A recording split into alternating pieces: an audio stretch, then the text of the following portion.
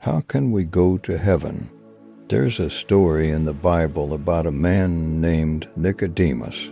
He was a religious leader and a good man, and one night while talking to Jesus, Nicodemus asked him what he needed to do to go to heaven.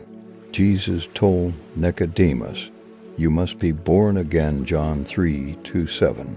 In fact, Jesus said, "Unless one is born again, he cannot see the kingdom of God," John 3:3. Jesus was telling Nicodemus that no matter what good he did on the outside, he needed changing on the inside.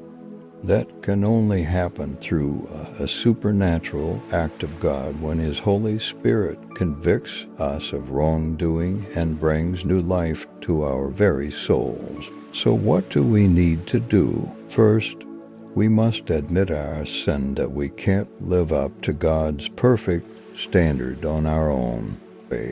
"I will give you a new heart and put a new spirit within you," Ezekiel 36:26. That's when God's Spirit penetrates our hearts to guide us and help us be more like Him.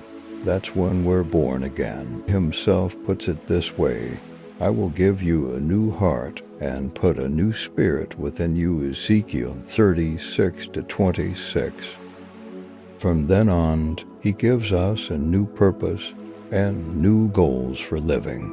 We no longer live for ourselves, but for Him, to Corinthians 5:15.